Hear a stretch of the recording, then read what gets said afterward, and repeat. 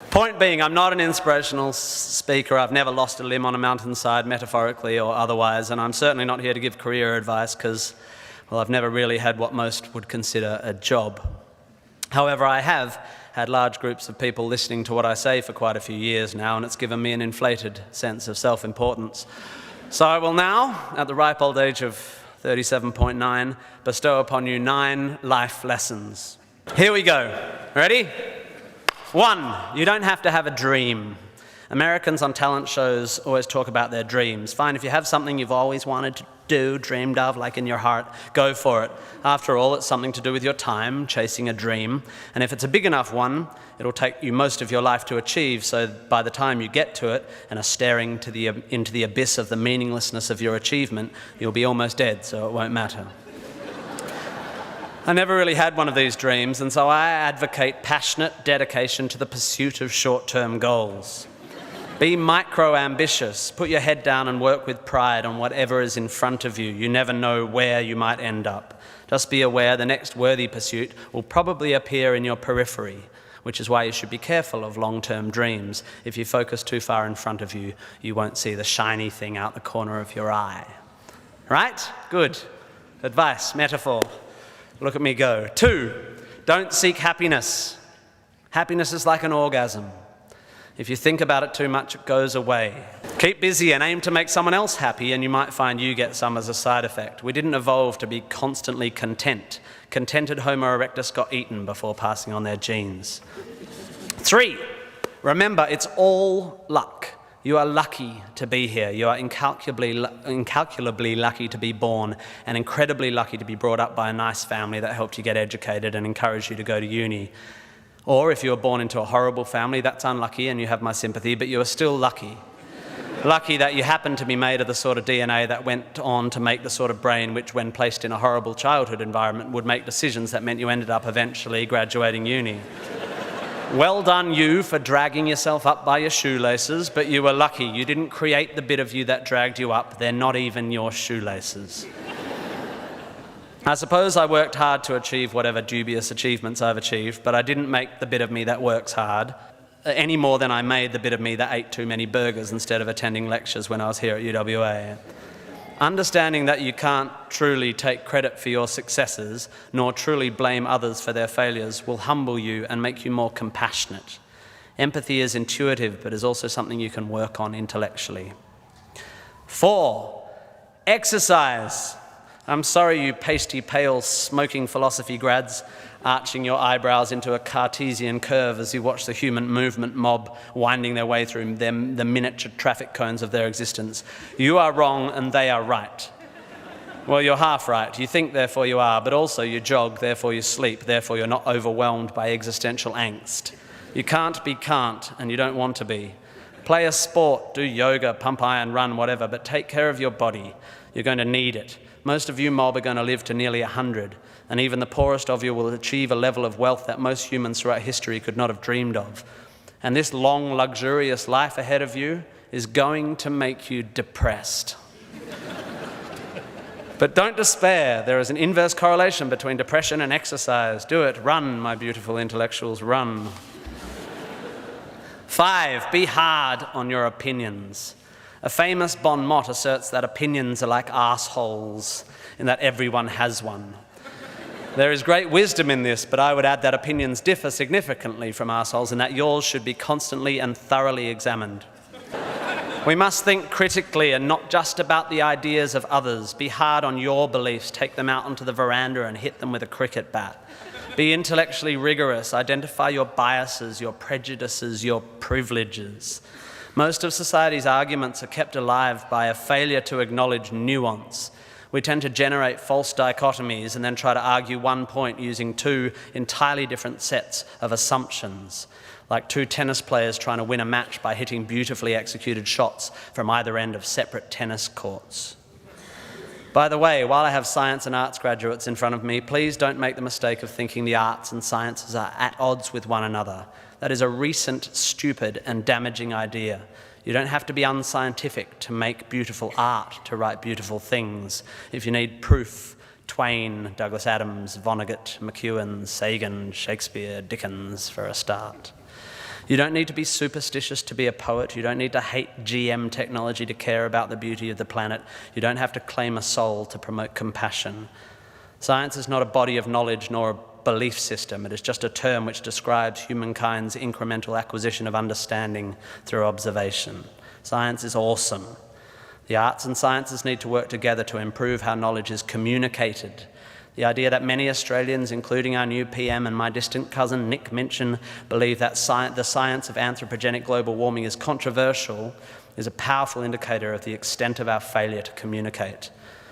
The fact that 30% of the people in this room just bristled is further evidence still. The fact that that bristling is more to do with politics than science is even more despairing. 6, be a teacher. Please, please, please be a teacher.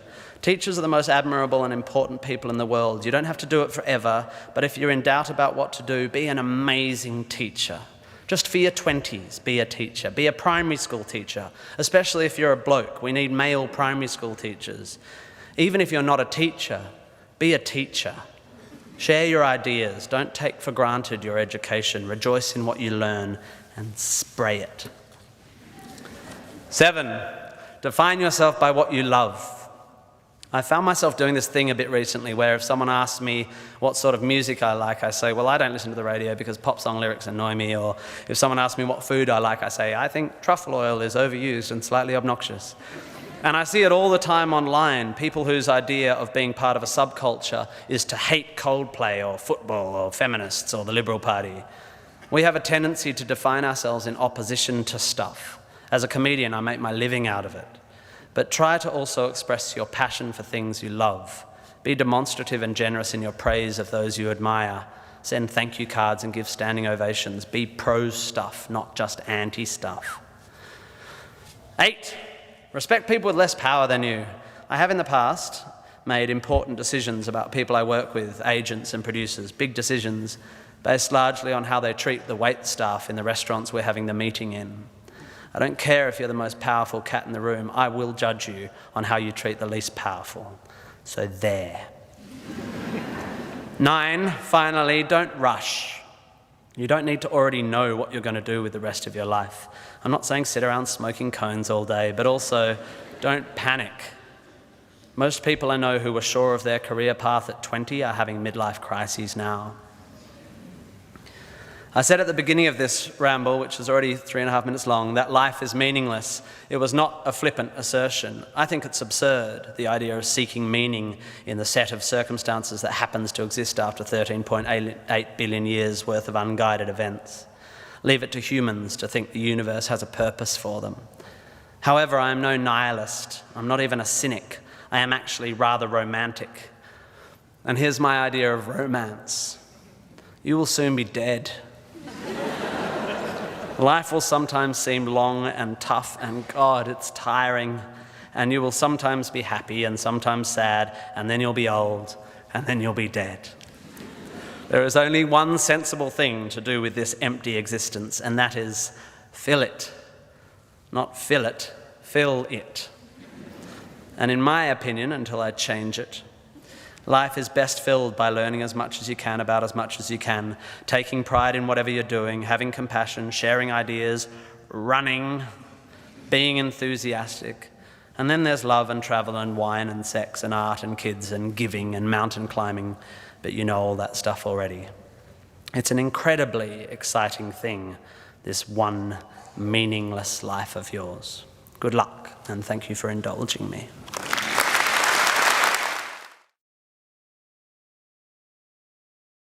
I've been living in Los Angeles for 2 years, and I've never been this cold in my life.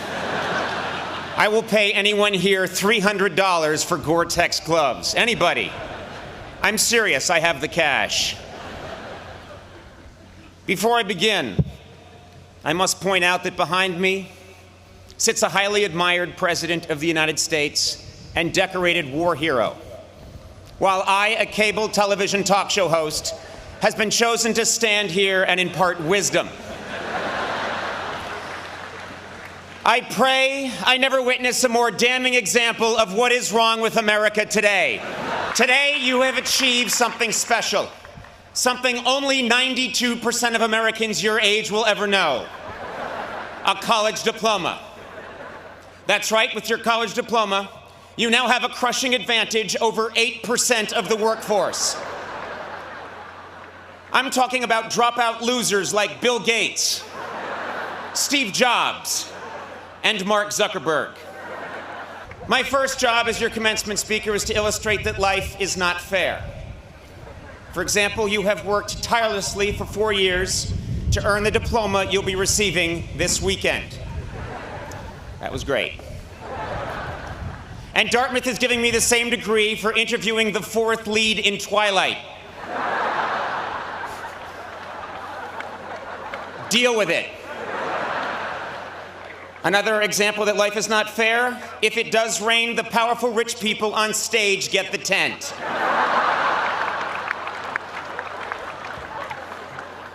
Deal with it. But don't get me wrong, I take my task today very seriously. When I got the call 2 months ago to be your speaker, I decided to prepare with the same intensity many of you have devoted to an important term paper. So late last night, I began.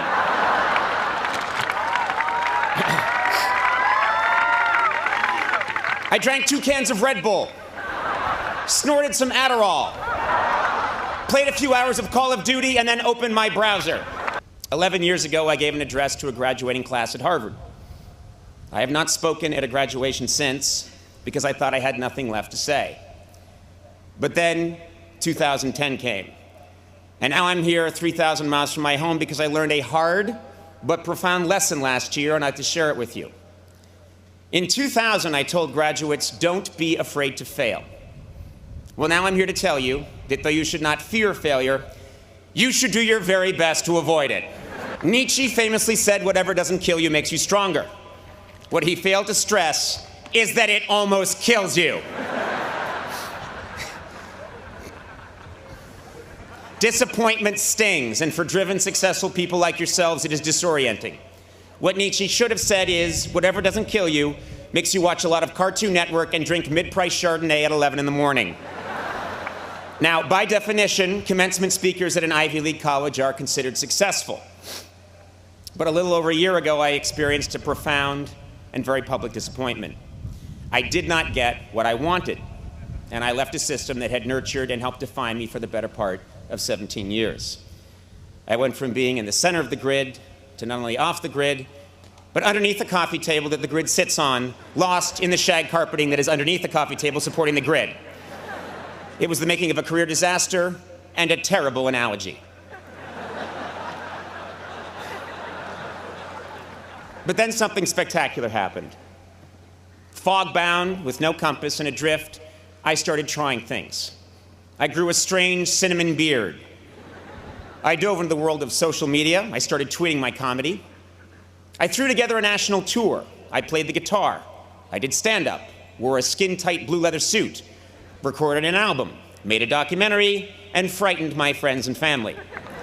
Ultimately, I abandoned all preconceived perceptions of my career path and stature and took a job on basic cable, with a network most famous for showing reruns, along with sitcoms created by a tall black man who dresses like an old black woman. I did a lot of silly, unconventional, spontaneous, and seemingly irrational things. And guess what? With the exception of the blue leather suit, it was the most satisfying and fascinating year of my professional life.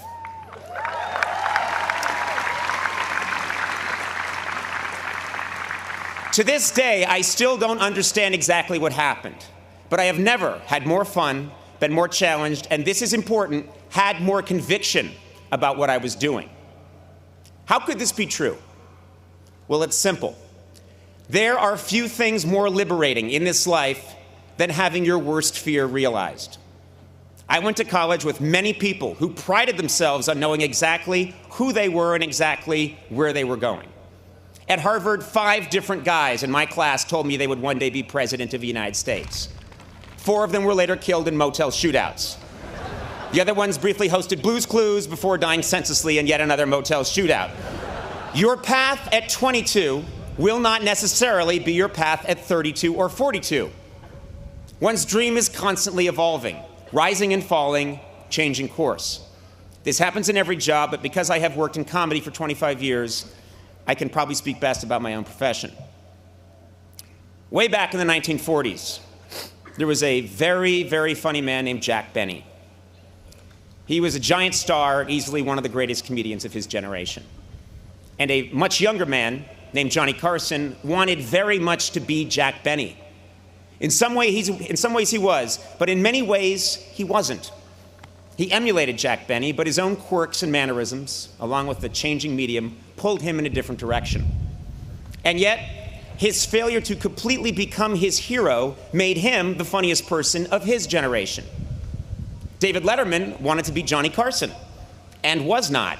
And as a result, my generation of comedians wanted to be David Letterman. And none of us are.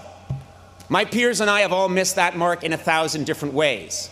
But the point is this: it is our failure to become our perceived ideal that ultimately defines us and makes us unique.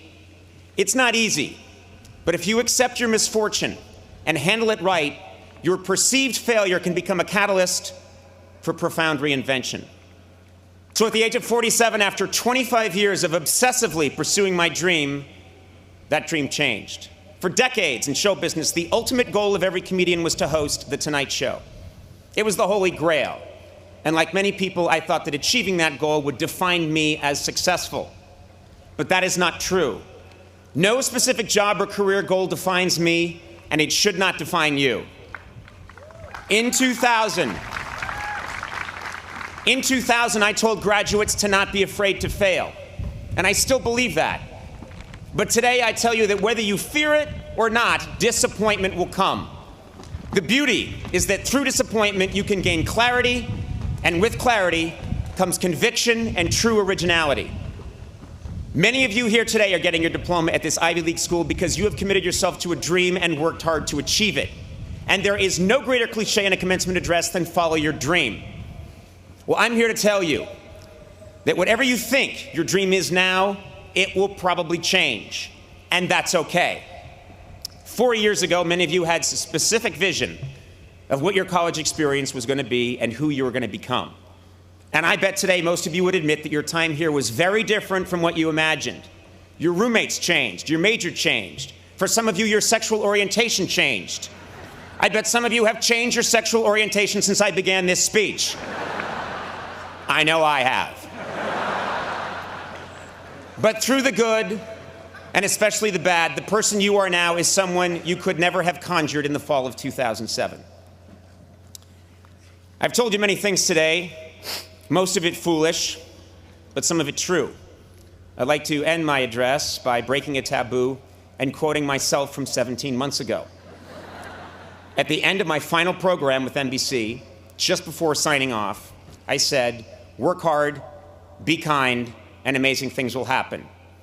Today, receiving this honor and speaking to the Dartmouth class of 2011 from behind a tree trunk, I have never believed that more. Thank you very much and congratulations.